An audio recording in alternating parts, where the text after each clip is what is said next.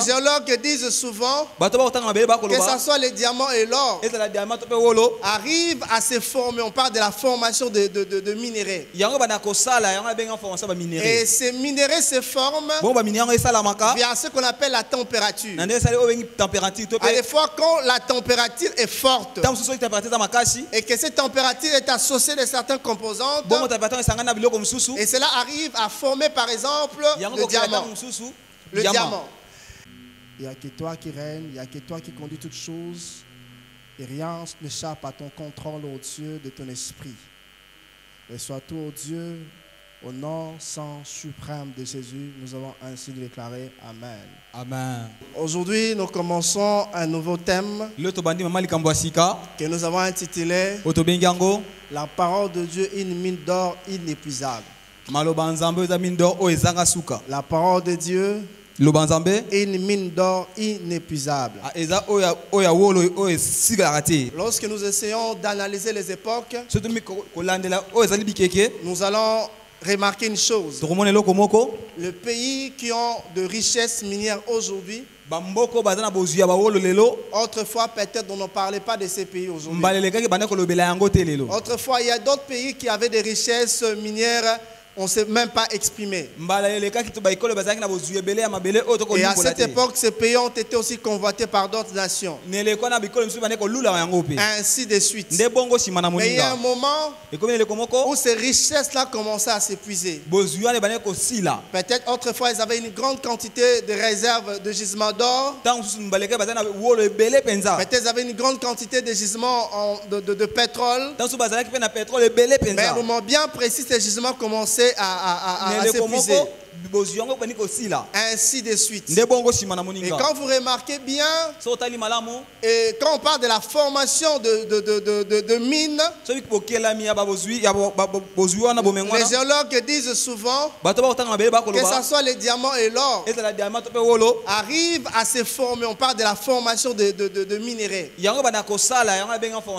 Et ces minéraux se forment via ce qu'on appelle la température. À des fois, quand la température est forte et que cette température est associée de certaines composantes, et cela arrive à former par exemple le diamant. Le diamant. Et il y a des fois aussi, si la température est forte, et si on soumet le diamant à cette température, le diamant peut se transformer en une pierre normale.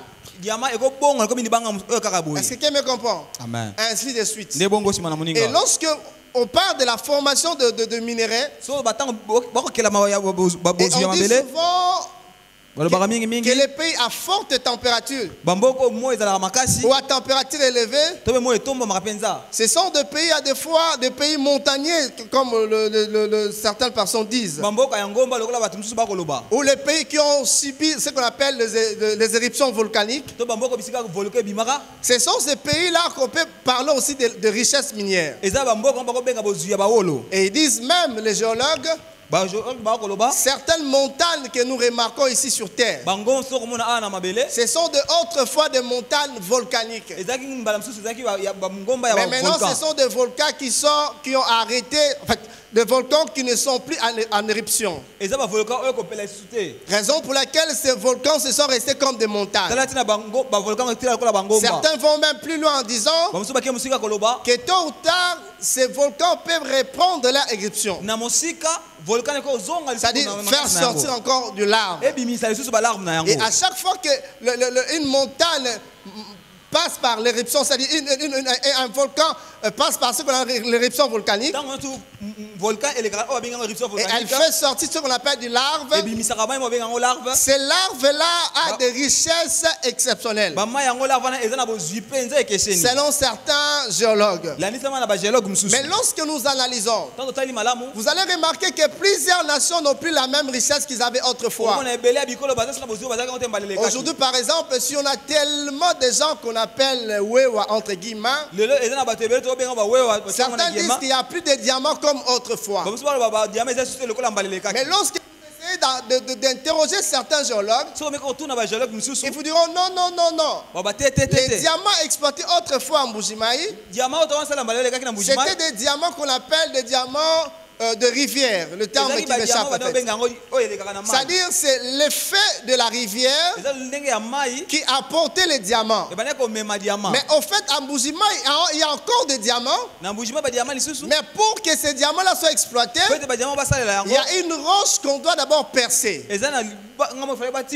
Mais vite pour percer cette roche, il faut une forte puissance sur l'énergie électrique, pardon. Ce qui fera en sorte qu'une fois que cette roche est percée, c'est alors qu'ils peuvent encore exploiter de l'or correctement.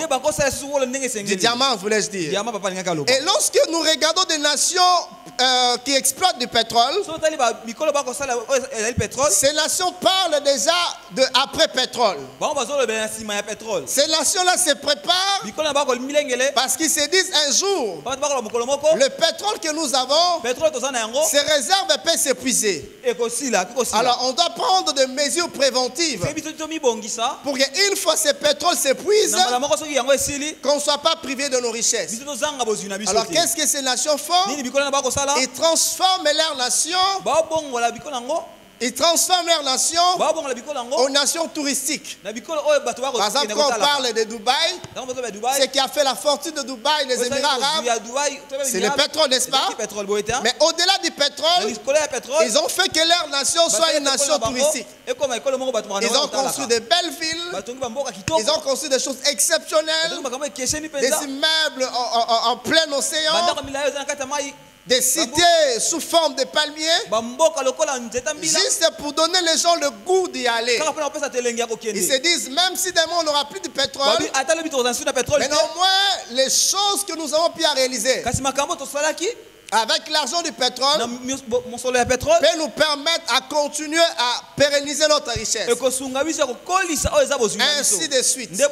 Et lorsque nous regardons même, selon l'histoire, on dit autrefois, Sarah tout comme Sahel, c'était vraiment, c'était pas un désert, mais c'était des endroits où il y avait des grandes forêts. Ils affirment même qu'il y avait des grandes rivières. Mais avec le changement du système climatique, cela fait que les déserts puissent envahir ces contraintes et il n'y a presque plus rien comme arbre, excepté quelques oasis. Et quand vous allez même en Afrique de l'Ouest, on dit même qu'il y a certains lacs qui se sont terris.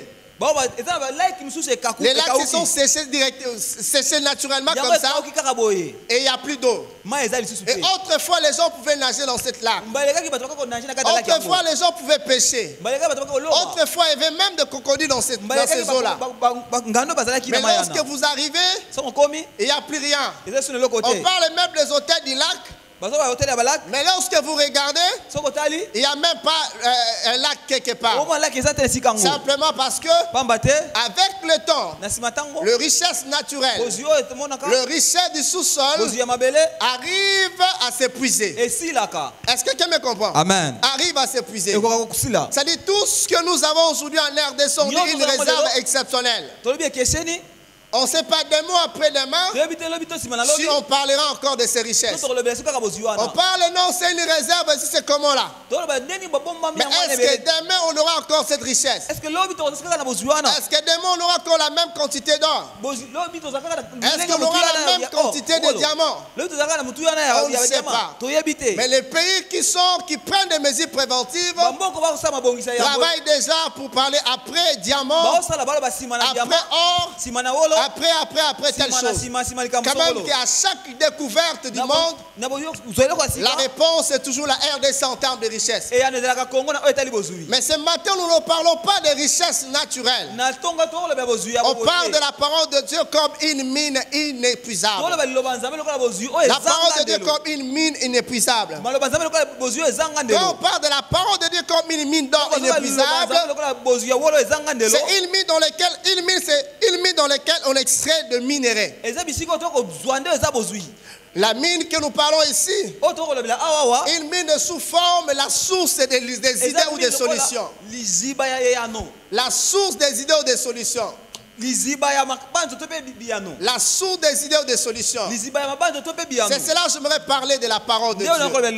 La parole de Dieu comme une source des idées et des solutions.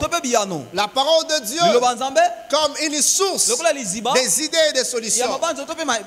Bien-aimés dans le Seigneur, dans l'ancien temps, les gens qui nous ont précédés ont puisé dans la parole de Dieu. Et lorsqu'ils ont puisé dans la parole de Dieu, ils ont retiré des dividendes spirituels, des dividendes moraux, qui les a permis d'avancer et atteindre la dimension dans laquelle ils ont atteindre une dimension beaucoup plus supérieure. Même nous aujourd'hui, nous pouvons encore puiser dans cette parole et tirer des dividendes. La parole devient une source d'or, une mine d'or inépuisable. La parole de Dieu, elle est intemporelle. Quel que soit les temps, quelles que soient les circonstances, quelles que soient les époques, la parole garde sa notoriété. En aucun cas, la parole peut être privée des solutions. Ceux qui ont appliqué la parole de Dieu dans l'ancien temps, ceux qui l'appliquent hier, ceux qui appliquent aujourd'hui, ceux qui vont appliquer demain, ils auront les mêmes solutions. Je parle de même solution en termes de qualité de solution, d'efficacité. Peu importe le problème que tu peux avoir, peu importe les difficultés auxquelles tu es victime, peu importe ce qui peut te secouer, peu importe tes préoccupations, j'aimerais te rassurer, la parole a des sources, a des solutions inépuisables. Il n'y a aucun problème sur cette terre. Il n'y a aucune difficulté que la parole ne soit pas en mesure de résoudre. Peu importe le problème, la parole de Dieu demeure une solution actuelle. Une solution actuelle. Une solution actuelle. Une solution actuelle. Une solution actuelle. Bien aimé, pour tous les problèmes que tu peux avoir, toutes les préoccupations de la vie, j'aimerais te dire, la solution est dans la parole de Dieu. La solution de la parole de Dieu. La parole de Dieu garde ses vertus. Quel que soit le temps, quelles que soient les circonstances. Bien aimé, à l'époque on parlait de caoutchouc. On parlait de caoutchouc de la RDC. On a exploité des caoutchoucs, mais aujourd'hui on parle d'autres minéraux. Autrefois on parlait de cuivre, mais aujourd'hui on parle de lithium. Ainsi de suite. C'est-à-dire avec l'évolution des choses, de la technologie, il y a certains minéraux qui perdent sa valeur, et il y a d'autres qui prennent l'ascenseur. Mais avec la parole de Dieu, quel que soit les temps, quelles que soient les circonstances, quelles que soient les découvertes, la parole de Dieu demeure une mine d'or inépuisable. La parole de Dieu renferme en elle des solutions exceptionnelles. Est-ce que quelqu'un me comprend? Et ce matin, j'aimerais vous proposer des textes pour vous présenter combien la parole de Dieu est une source inépuisable. Le premier texte c'est dans Jean 5, le verset 20. 1 Jean 5, verset 20. La Bible dit, nous savons aussi que le Fils de Dieu est venu et qui nous a donné l'intelligence pour connaître le véritable. Et nous sommes dans le véritable en son Fils, Jésus-Christ. C'est lui qui est le Dieu véritable et la vie éternelle. Et le deuxième texte c'est dans Luc 10, à partir du verset 25. La Bible dit, un docteur de la loi s'éleva et dit à Jésus, pour l'éprouver, Maître, que dois-je faire pour hériter la vie éternelle? Maître, que dois-je faire pour hériter la vie éternelle? Jésus lui dit, qu'est-ce qui est écrit dans la loi? Il répondit, tu aimeras le Seigneur ton Dieu de tout ton cœur, de toute ton âme, de toute ta force, de toute ta pensée, ton prochain comme toi-même.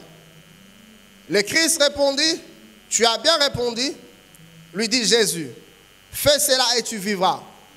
Mais lui, voulant se justifier, dit à Jésus, qui est mon prochain? Jésus reprit la parole et dit, un homme descendait de Jérusalem à Jéricho, et tombant au milieu des brigands, et qui le dépouillèrent, le chargèrent de coups et s'en allèrent le laissant à demi-mort. Un docteur qui fortuitement descendait par le même chemin et a vu cet homme passa outre. Un lévite qui arriva aussi dans ce lieu, l'ayant vu passant outre. Mais un samaritain qui voyageait étant venu là, fut émis de compassion lorsqu'il le vit. Il s'approcha et les bonda ses plaies, et en versant de l'huile et du vin, et puis s'est mis sur sa propre monture, et le conduisit dans une hôtellerie, et prit soin de lui. Le lendemain, il tira 2 deniers et les donna à l'hôte, et dit, aie soin de lui, ce qui dépassera de plus, je te rendrai à mon retour. Et Christ pose encore la question, lequel de ces 3 te semble avoir été le prochain de celui qui était tombé au milieu des brigands? 37, c'est celui qui a exercé la miséricorde envers lui, répondit le docteur de la loi. Et Jésus lui dit, va et fais des mains. Va et fais des mêmes. Bien aimé, le Christ, le passage que nous venons de lire, Christ est venu sur la terre, il est né sous la loi, grandi sous la loi, il a commencé son ministère sous la loi. Mais il avait l'objectif d'inaugurer la grâce. C'est-à-dire quand nous lisons Matthieu, Marc, Luc et Jean, c'est la continuité de la loi. Est-ce que quelqu'un me comprend? C'est la continuité de la loi. Mais il y a une contenu de la grâce exprimée. Parce que la grâce a commencé dans l'acte des apôtres. Avant la mort de Christ, c'était encore la loi. Et pendant que Christ avait l'habitude d'enseigner, un docteur de la loi se présente aussi.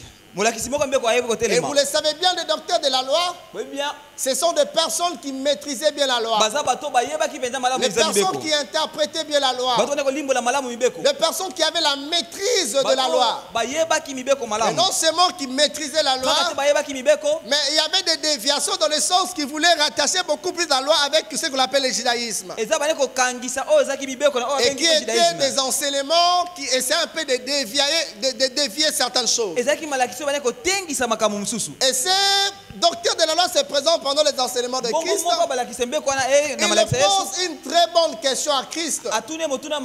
Il dit Père, il dit Maître. Donc il reconnaît la seigneurie de Christ. Qu'est-ce que je dois faire pour hériter le royaume des cieux? Malgré que la question du docteur c'était pour l'éprouver. Parce que vous le savez bien, les docteurs avaient l'habitude ils cherchaient toute une occasion de chute pour accuser Christ. Mais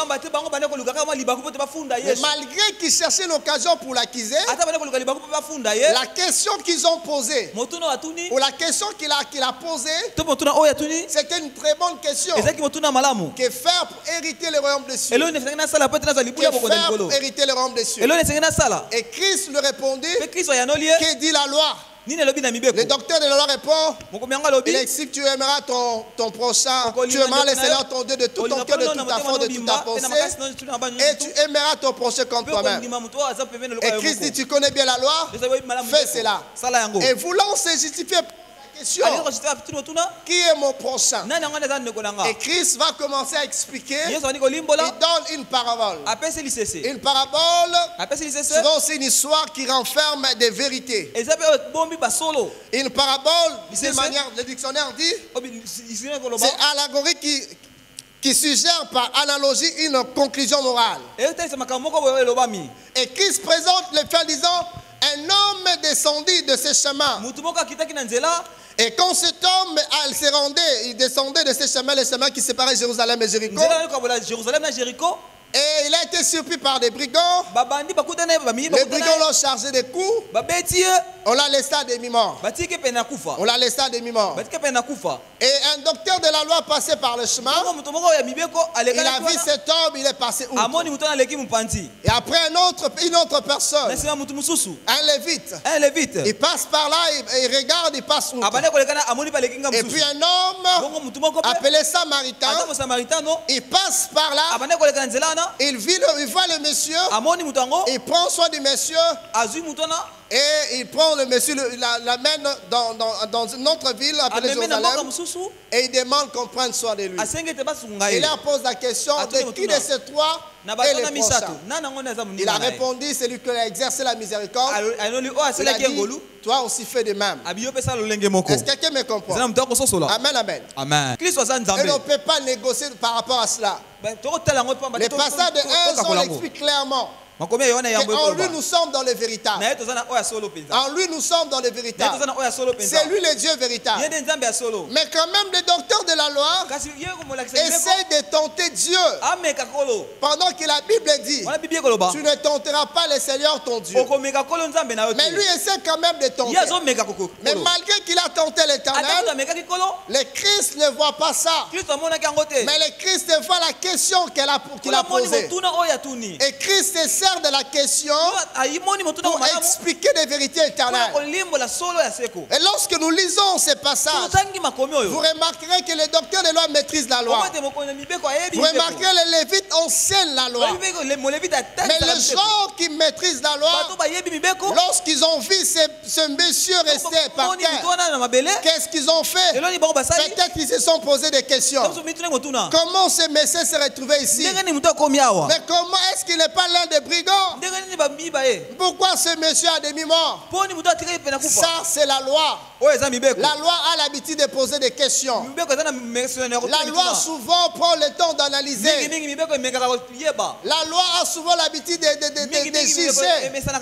Cet homme, comment est-ce qu'il est arrivé là?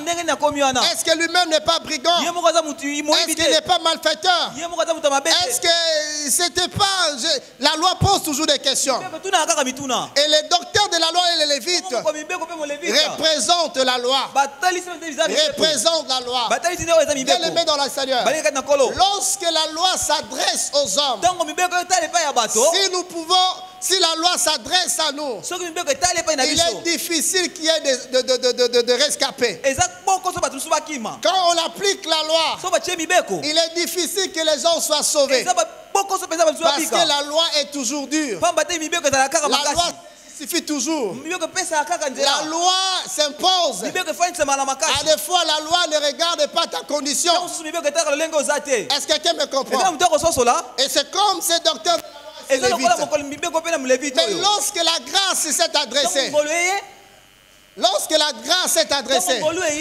grâce est venue avec cet homme appelé le bon samaritain. La grâce ne regarde pas ta condition. La grâce ne regarde pas ce que tu as fait. La grâce ne cherche pas à comprendre comment tu es arrivé là. Mais quand s'adresse à nous, la grâce vient pour prendre soin de nous. La grâce vient pour nous faire sortir de la situation. La grâce vient pour changer notre condition. Lorsque cet homme appelé bon samaritain est arrivé, il n'a pas posé de questions. Il n'a pas regardé la condition. Il n'a pas vu le risque qu'il courait en descendant de sa morsure. Il n'a pas posé les questions. Est-ce que ce n'est pas un piège? Il a fait. Il est descendu de son cheval. Il est descendu de son monture. Il a pris l'huile. Il a placé sur le plaid. Il a placé sur le plaid de cet homme. Il a placé. Il a essayé de soigner de cet homme. Il donne le premier soin à ce monsieur. Il donne le premier soin à ce monsieur. C'est exactement ce que la grâce a fait.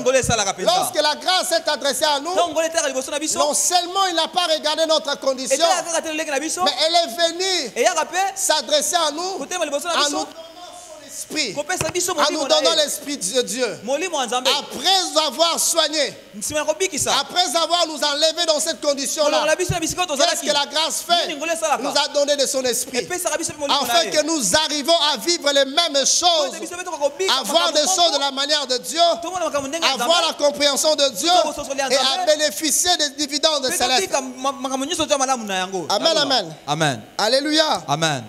Amen, amen. Amen. La grâce. Bien aimé dans le Seigneur.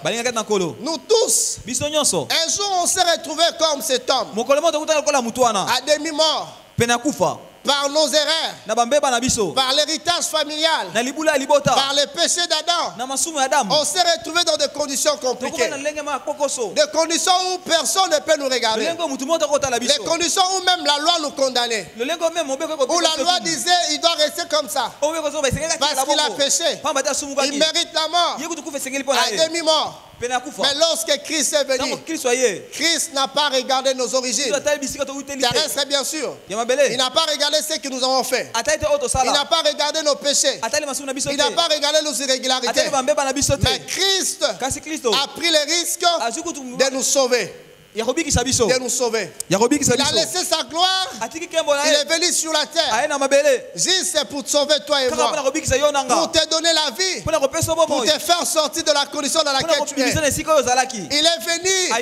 Il a changé ta condition. Il t'a donné une position. Qu'est-ce que Christ a fait comme ces Samaritains? Les Samaritains ont pris cet homme. Après avoir cerné cet homme, il a mis cet homme sur sa monture. Et désormais, il est devenu le protecteur de cet homme. Non seulement qu'il le conduit, mais il conduit cet homme dans un bon endroit où il va prendre des soins appropriés. C'est ce que Christ a fait avec nous. Christ nous a sauvés. Il n'a pas regardé notre condition. Il n'a pas regardé notre méchanceté. Il n'a pas regardé nos irrégularités. Mais il s'est adressé à nous par amour. Par amour qu'il a fait ces choses. Par amour qui nous a sauvés. Par amour qui nous a donné la vie. Par amour qui nous a transportés. Et Colossiens dit ceci. Rendez grâce au Père. Colossiens dit clairement que Christ nous a transportés des royaumes des ténèbres au royaume de lumière de son admirable. Rendez grâce au Père qui nous a transportés du royaume des ténèbres au royaume de lumière de son admirable Fils Jésus. Et c'est ce que Dieu a fait avec nous. Et si nous sommes sauvés aujourd'hui, ce n'est pas encore de notre méritocratie, non pas encore de nos œuvres, non pas encore de nos qualités, nos habiletés, mais c'est juste la grâce de Dieu. C'est la grâce, c'est par la grâce que nous sommes sauvés. Et si c'est par la grâce que nous sommes sauvés, il ne faut pas fermer la porte aux autres. Il ne faut pas regarder les autres comme si ils sont des pécheurs et que leur sort est déjà scellé et il reste que l'enfer pour eux. Est-ce que tu me comprends? Parce que toi aussi tu as été sauvé. Tu n'as pas fait d'effort pour que tu quittes cette condition. Christ t'a donné la vie. Il n'a pas regardé tes péchés. Il n'a pas regardé tes irrégularités. Il n'a pas regardé ton sale comportement. Il n'a pas regardé tes mauvais disposition du cœur. Mais il s'est adressé à toi par amour. Il a laissé son confort. Il a laissé toute sa gloire. Juste pour te donner la vie. Il a pris le risque. Juste pour te donner la vie. Et aujourd'hui aussi, c'est ta responsabilité de donner l'occasion aux autres à quitter la vie dans laquelle ils vivent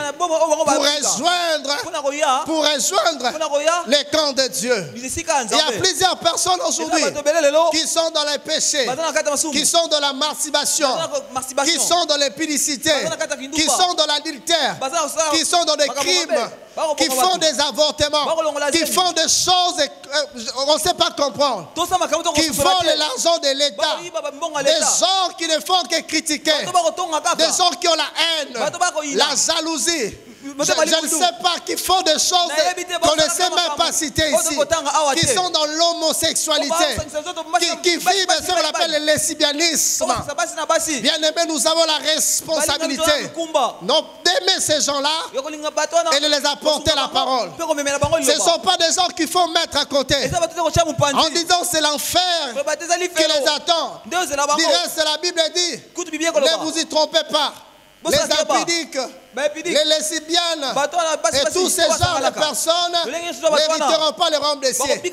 Oui, c'est pratique. Ceux qui font ces pratiques n'hériteront pas le royaume des cieux. Ceux qui sont de la sorcellerie n'hériteront pas le royaume des cieux.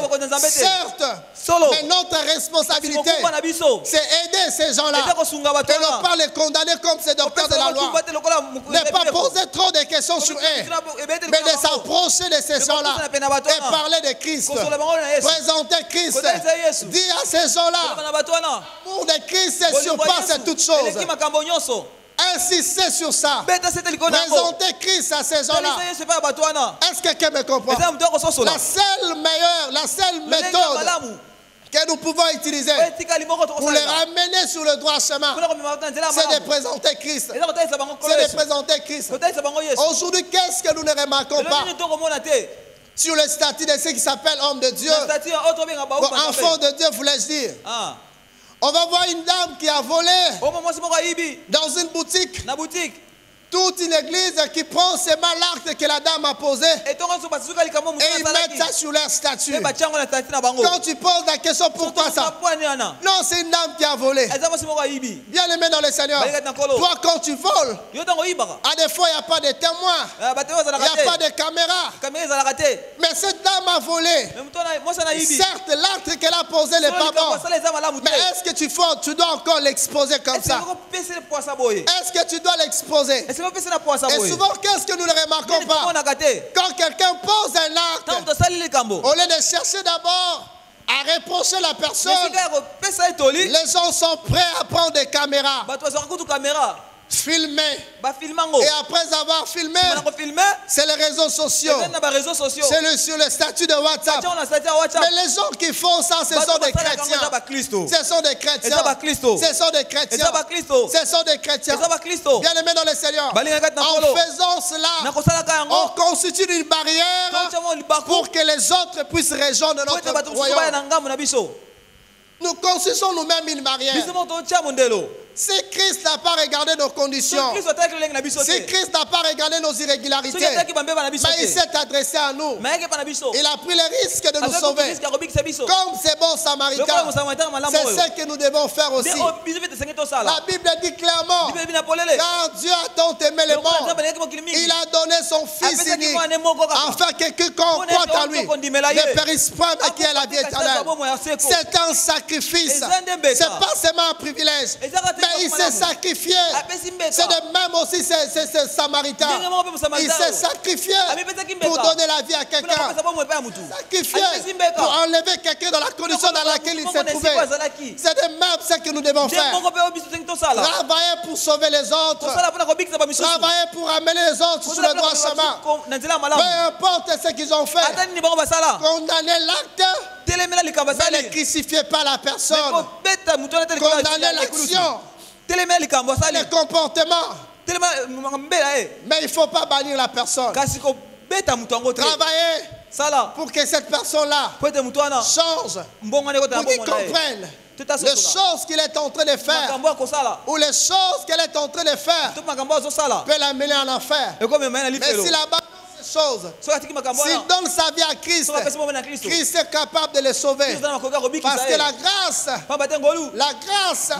ne condamne pas. Mais la grâce s'adresse à nous pour nous faire sortir de la situation dans laquelle nous sommes. Est-ce que quelqu'un me comprend? Est-ce que quelqu'un me comprend? Est-ce que quelqu'un me comprend? Bien aimé dans le Seigneur, puisque ce que nous sommes, ce n'est pas de la méritocratie. Si nous prêchons la parole, ce n'est pas de la méritocratie. Si nous marchons dans l'intégrité, ce n'est pas parce que nous sommes forts, mais c'est parce que Christ nous a rendus forts. Ce que nous devons faire aussi, c'est enseigner les autres afin de nous rejoindre.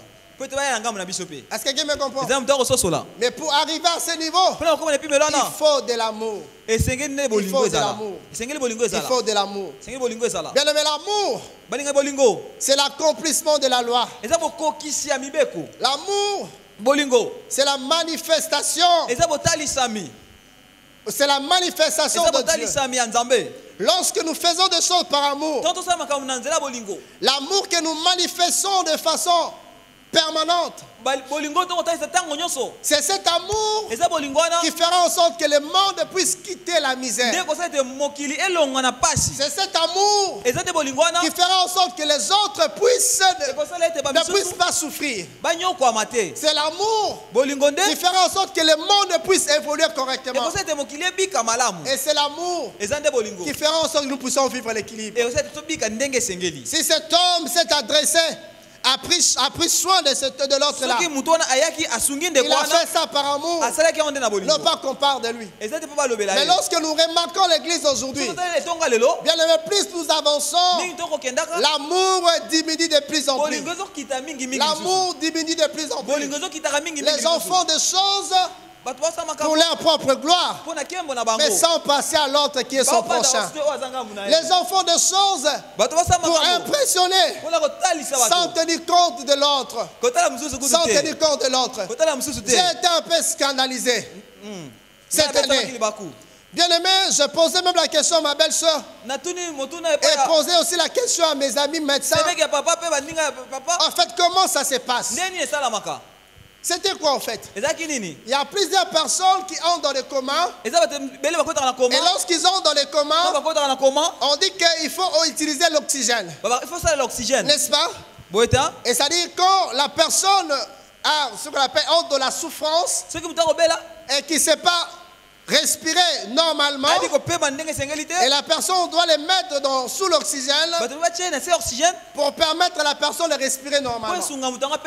Alors, quand je pose la question, je suis allé rendre visite à quelqu'un, on me dit dans certains hôpitaux, l'oxygène, on dit si c'est boîte, tu sais comment, là c'est à $100 le jour.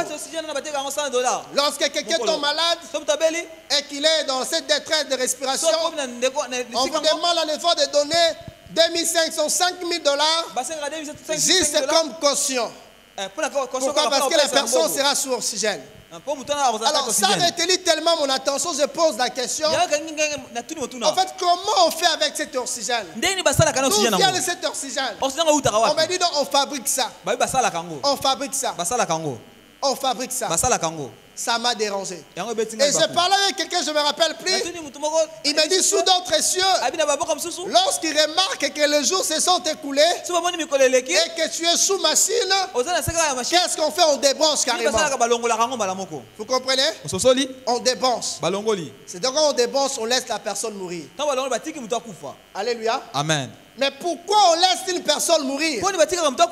Simplement à cause de quelque chose qui est fabriqué par un homme. L'homme est prêt à sacrifier un autre homme à cause de quelque chose qu'elle lui-même est en mesure de fabriquer. Voyez-vous? Quelque chose qui n'est pas... Ça, je ne sais pas comment expliquer ça. Et je pose encore la question, comment on les fait? On m'a dit il y a des machines qui fabriquent l'oxygène. On m'a expliqué il y a des bombes, tout ça. Mais lorsque nous remarquons ici en RDC, combien de personnes qui mobilisent des milliards? Il y a des personnes en elles-mêmes. Elle a 20 milliards, 5 ans, elle a 20 milliards, 10 milliards, 5 milliards dans son compte. Il y a des gens qui font même des anniversaires et des fêtes de mariage qui coûtent $5 millions. Voyez-vous? Il fait appel aux musiciens extérieurs, les cuisiniers extérieurs. Il prend grand hôtel, Campeski, même pas il met les tout ensemble, juste pour une fête de mariage. Mais lorsque vous analysez la vie de la personne, elle n'a même pas un hôpital ici au Congo. Elle n'a même pas un hôpital à la tête des cinquantenaires ou de Mama Yemo. Est-ce que tu me comprends? Les gens sont prêts à rouler à de belles voitures. J'ai acheté ça à $2 millions, $150 000. Mais ces gens n'ont même pas d'hôpital. Bien aimé, ce monde, les gens deviennent de plus en plus égoïstes. Les gens cherchent à satisfaire leur propre ego. Ou bien que l'autre a besoin aussi de quelque chose. Je ne demande pas de commencer à distribuer l'argent. Mais tu peux quand même mettre des structures qui peuvent permettre aux gens de vivre normalement. Si tu peux mettre une structure hospitalière et que tu mets toutes les conditions réunies avec l'argent que tu as, juste pour que permettre aux gens de prendre le soin correctement, c'est ça aimer son prochain. Est-ce que c'est ça aimer son prochain. Aimer son prochain, c'est regarder la condition dans laquelle elle est et essayer de le faire sortir de cela. De faire sortir de cela. De cette condition qui est compliquée. Remarquez un peu. Lorsque vous arrivez à Kassavubu, et même à Ngiringir ici, on veut dire il y a un seul hôpital, une seule polyclinique privée ici. On peut trouver de l'oxygène. Et c'est chronique que c'est cet hôpital-là qu'on peut trouver de l'oxygène. Et dans les hôpitaux de l'État, il n'y en a même pas l'oxygène. Voyez-vous? Mais quand on pose la question, ces machines coûtent combien? On vous donne des prix, tu poses la question. Est-ce qu'il n'y a pas des gens qui ont l'argent dans cette nation? Voyez-vous? Est-ce qu'il y a des gens qui n'ont pas l'argent dans cette nation? Certainement, il y a des gens qui ont des moyens. Et leurs moyens, c'est pour construire des kawele.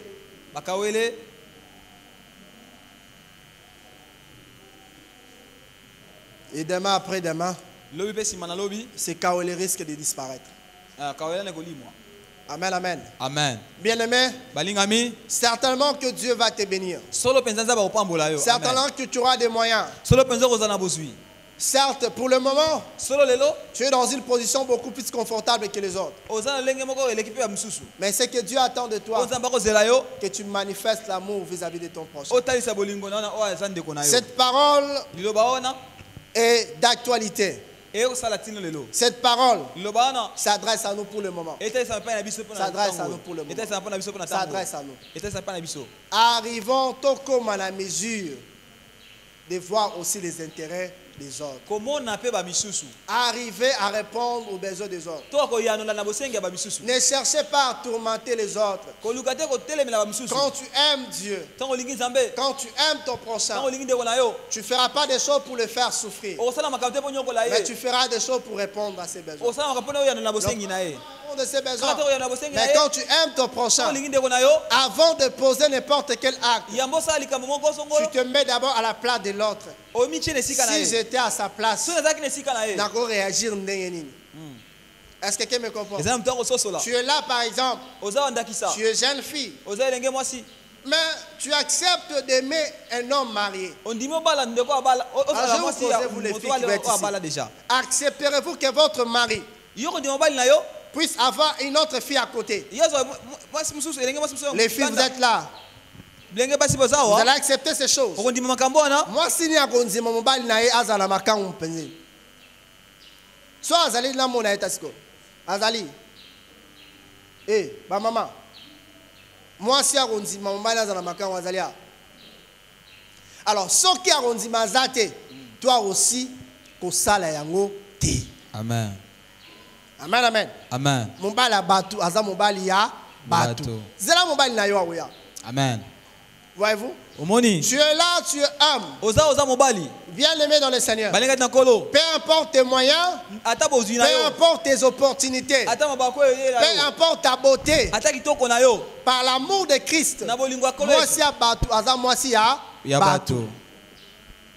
La Bible est claire, on dit pour une femme mariée, on tend un piège à une vie précieuse. Pour une femme prostituée, on s'est réduit à un morceau de pain. Par amour, par amour du prochain, il y a certaines choses que nous ne pouvons pas poser ça. Tu travailles dans une entreprise, tu es là, tu es en... Mais il ne faut pas voler. Est-ce que quelqu'un me comprend? Dis-toi, c'était ton entreprise que tu as employé là-bas. Accepterais-tu qu'on te vole? Non. Les Kinois disent même est-ce que quelqu'un me comprend?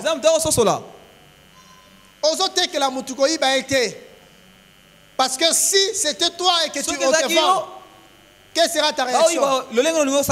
Mais c'est par amour que tu vas dire non, c'est mon prochain. Ça, je ne peux pas faire ça. Est-ce que quelqu'un me comprend? Est-ce que quelqu'un me comprend? Toi, tu travailles dans cette structure, tu es en train de calculer. Quand un client vient pour acheter, non, mister. Betara tout na quoi là? Nazo est là. Alléluia. Amen. Et tu fais sortir des choses en cachette. au détriment du propriétaire. Et à la fin du mois, tu veux qu'on te paye. Et à la fois, tu exiges plus. Non, faut t'en bien. Raison pour la ouïbaye. Non, c'est à foutre bien le bar, bon solo là. Soit démissionné. Amen. Alléluia. Amen. Bien, mais je travaille dans une structure à l'époque. C'était une usine à traitement à maille. On travaille de 18h à 8h du matin. Salaire, c'est pour $3. 18h à 8h du matin. Et les repos dépendaient de la bonne volonté du superviseur. Voyez-vous? Il peut dire 1 heure, 2 heures, ça dépend. Mais j'ai travaillé dans cette structure. En aucun cas, pendant que les autres prenaient soin au whisky, moi je ne faisais pas ça. Voyez-vous? Non pas parce que j'avais beaucoup d'argent, mais c'est parce que les valeurs que je professais ou je professe ne me permettent pas de vivre comme ça. Je ne peux pas bâtir ma vie sur le mensonge. Je ne peux pas bâtir ma vie sur les irrégularités. Voyez-vous? Même si c'était un sujet indien. Oh, bah, on va aller la biso. Basta la biso azela. C'est comment on dit voilà. Oh, bah, la biso va respecter biso. So, mon ça démissionné. Mais oui, bâti. Alléluia. Amen. Et ces gens-là, il y a des choses qui font ça aussi à dessein. A-t-il au salaire ma paix? Aïe, go yiba. Et tant au yiba, il y a surtout ces servis dans la nez, dans la grâce, dans le pot. Ah, ma sou bien bien. Est-ce que tu me comprends? Bien aimé, la grâce est adressée à nous. Dieu nous aime. Il n'a pas regardé notre condition. Il n'a pas pris le temps de se poser des questions. Pourquoi on s'est retrouvé dans telle situation? Mais il a pris soin de nous. Les deux personnes qui représentent la loi, les docteurs, les lévites, ils sont passés à côté. Ils ont laissé cette personne dans la même condition. Mais lorsque le bon samaritain est arrivé, il a pris cet homme, il a pris soin de lui. Et nous autres, autrefois, nous étions en demi-mort, dans des conditions compliquées. Et Christ s'est adressé à nous. Christ nous a sauvés. Et nous aussi, nous devons faire la même chose. Peu importe ce que les autres font, peu importe les irrégularités, ceux qui sont dans la magie, dans la litère, l'impudicité, la sorcellerie, le vol, la haine, la jalousie, toutes ces choses. Bref, ceux qui n'ont pas Christ, ce qu'ils devront faire, c'est présenter Christ. Les amener dans le droit chemin. Faire en sorte qu'ils entrent dans la grande bergerie. Parce qu'il y a encore des places. Mais ne condamnons pas.